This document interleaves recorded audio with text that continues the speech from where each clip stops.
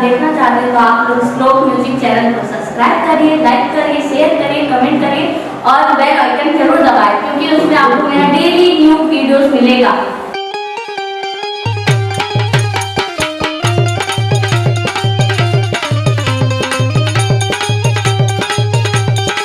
क्या बात है।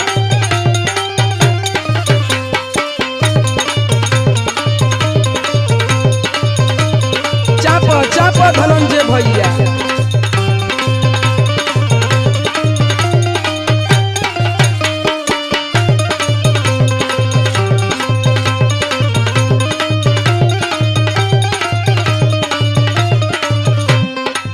काहो कैसन बगीचा पर भटकत हुआ? बस देखे खातिर आ गई। तो दोपहरिया का देखे खातिर आ गेला ह, सबेरवा कलियां ललल सुना बेटे। अरे बाप रे बाप, तोहर बाप देख ली तो हमके बहुत मारी। सवेरे के आवत है इधर, गोबर पाथे में अकेले रहिला। सुना, तोहर बाप ह पियक्कर अच्छा। और हमके देख ली तो बहुत मारी। अरे ना देखिए तो कहे चिंता करत हुआ, हम है ना। हमारी इज्जत नीलाम हो जाए ना हो। सुनो बोला। दिलवा के बात सारा गिले यहाँ हो, ए हो दिलवा के बात सारा गिले यहाँ हो, गोबर पत्थर ही के बेरा हमसे मिले यहाँ हो।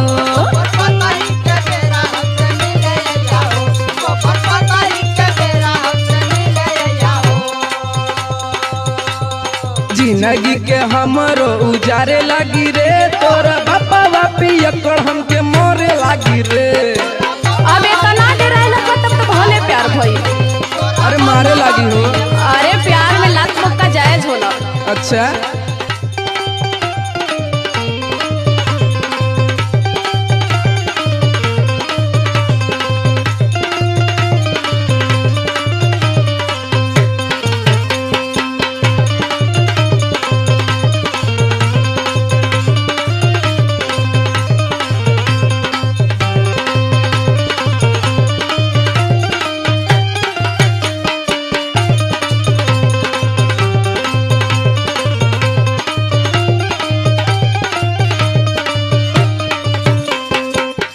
अच्छा ये बतावा, एक बार मरा गेला तो का करी? प्यार खत्म हो गल तोहार?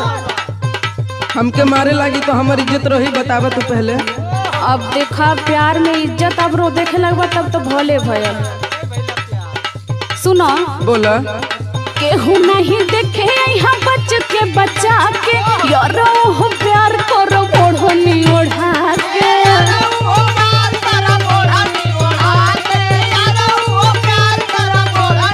पूरे गोबर वाला हाथ से हमके प्यार करबू तो का करी? गंगा जी में जाई धोवा का? बाप रे बाप, गंदा ना लगी का? केहू नहीं देखे यहाँ बच के बचा के, यारो हो प्यार करो ओढ़नी ओढ़ा के। फूल बन के दिलवा में खिले यहाँ हो, गोबर पत्थर ही के बेरा हमसे मिले यहाँ हो।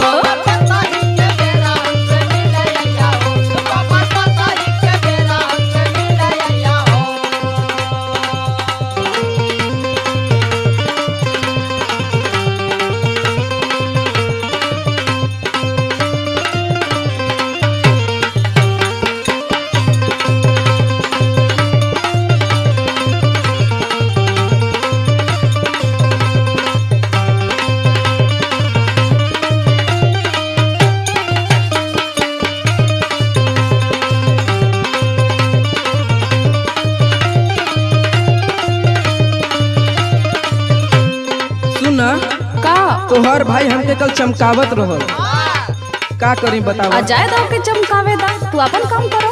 हाँ तो हम अपन जान पे खेल के तो से प्यार करी। आई हो मला ये तने प्यार हो तो का तू टीवी ना देखेला का? सुना। सुनावा। काले तोर भाई गइल हमके धमका के, माई तोहर गाड़ी देलस हमके चमका के। सुनत हो ना? हाँ वो तो है ये बात। काले तोर भाई गइल हमके धमका के, माई तोहर गाड़ी देलस हमके चमका के। अरे तनी छोटी छोटी बात पे गौर करबा। का करी बोलो? का करबा का? प्यार वाला भूतवा उतारे लगी रे, तोहर बापा बापी अकड़ हमके मारे लगी रे।